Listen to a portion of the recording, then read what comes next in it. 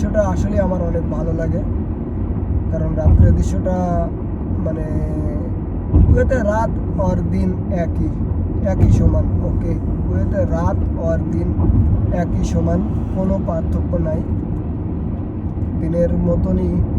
কারণ রাত্রে কুয়েতে সবসময় লাইট জ্বলতেই থাকে। কারণ এদেশে কোনো সময় কারেন্ট যায়ও না, ঠিক আছে। এদেশে মানে গভর্নমেন্ট অনেক অনেক সুবিধা দিয়েছে এদের, কারণ এদের অনেক টাকা পয়সা, অনেক কিছু, মানে যা বলবো কি আর আপনাদের মাঝে। দুই পাশ দিয়ে গাছ, মাঝখান দিয়ে রোড, অনেক সুন্দর। তো দেখতেই পারছেন কেমন। তো গাইজ, আমি নতুন, সবাই আমার ভিডিওতে একটা লাইক, একটা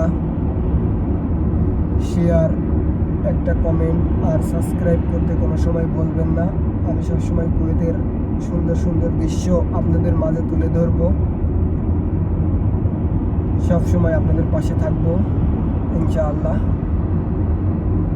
তো দেখতেই পারছেন রাত্রে, এখন রোডে কোনো জ্যাম নাই, রোডে এখন নিরিবিলি।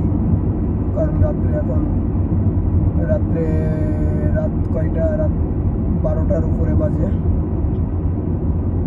তো এইমাত্র ডিউটি শেষ করলাম, করে রুমে যাইতেছি। রুমে যে খাওয়া দাওয়া করবো, তারপরে ঘুমাইবো, আবার সকালে 6টায় উঠবো ঘুম থেকে। এটাই জীবন। বিদেশে মানুষ অনেক মানে অনেক কষ্ট করে। তো বিদেশ সুখের জায়গা নয়, বিদেশ অনেক কষ্টের জায়গা। দেখতে পারছেন কি জোর মানে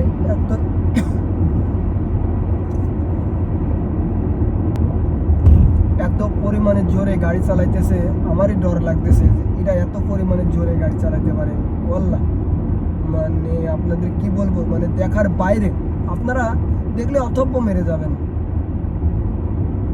ওকে, এত পরিমাণে এরা গাড়ি জোরে চালাইতে পারে।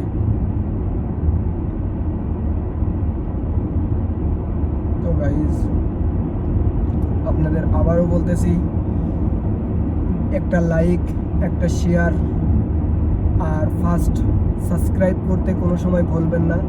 আমার ইউটিউবটা সবসময় সাবস্ক্রাইব করবেন, সবসময় পাশে থাকবেন, আর